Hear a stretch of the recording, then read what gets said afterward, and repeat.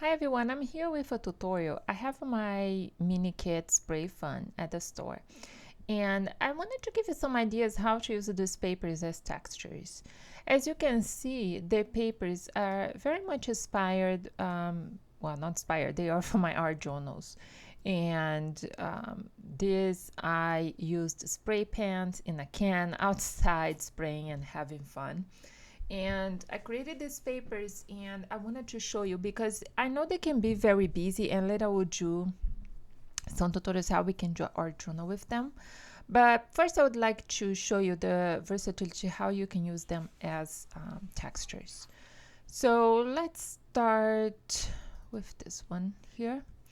And I started here a 10 by 10, and I'm just gonna bring that paper over there, and I'm gonna decrease it here so you can see.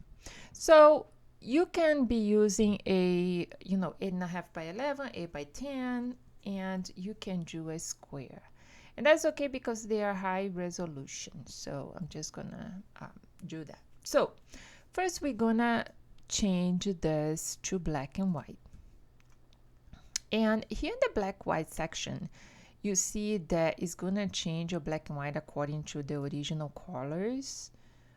So if you wanna some colors in the original, like for example, I have a lot of green on this one and purple, so it's gonna affect those. So like that, you can give a little contrast, less contrast, whatever you want. So basically what you have here now, it's a texture. So how are we gonna use? I'm gonna hide it for now. And I'm gonna choose start a new layer, but I'm gonna use a gradient.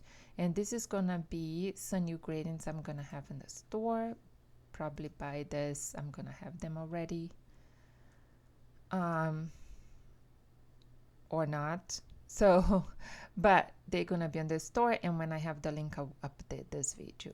So, put one of my gradients here that I created. And we need some more texture on this gradient, right? So that's how now we can use this here and use many of our overlays and things like that and use as a texture. Okay, come here and put a mask. And let's see the mix media set.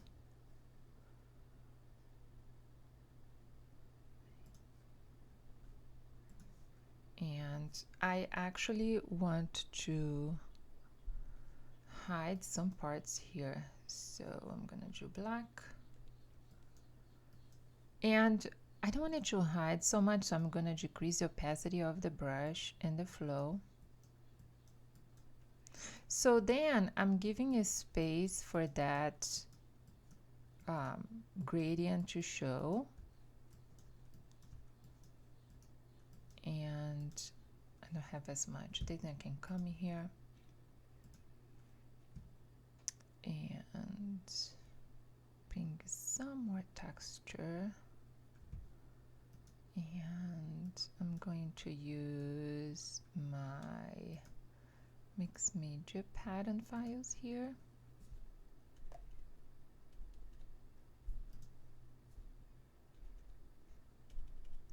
There. And then I can bring some more texture here. Okay, or you can bring a paper, whatever. And here, then I have a base here for my journal or my page. So it's a great way to use this kit and starting to do some layouts with it. So an example here real quick now. If we go here to the shape tool and get a rectangle tool, something fun would be like we could create a mask here for a picture, right? Right. And then if you have your picture here, you have to rasterize the layer. And then I can come here with other elements. So for example, I can bring this here, put underneath here.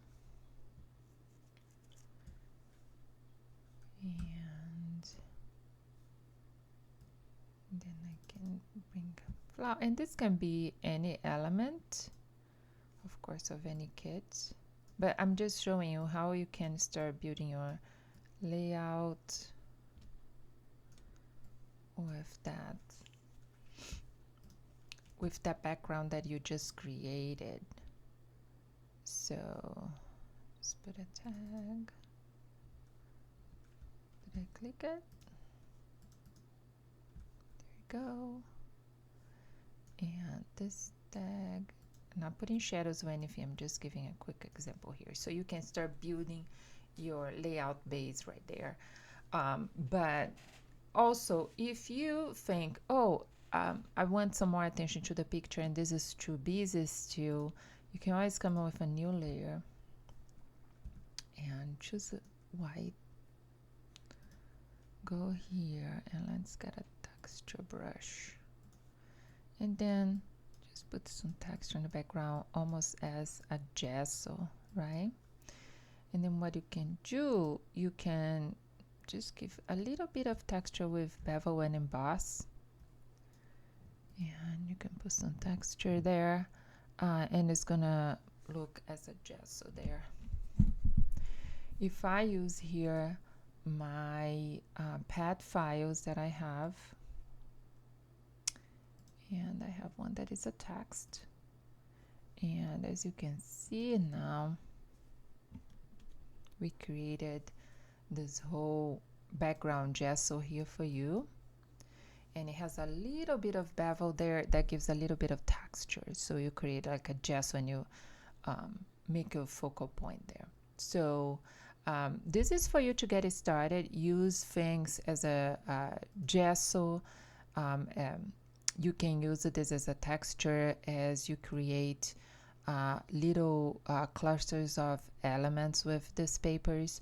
So don't let the business of the paper distract you, because it has a lot of possibilities with that. You can create collages, pieces of paper.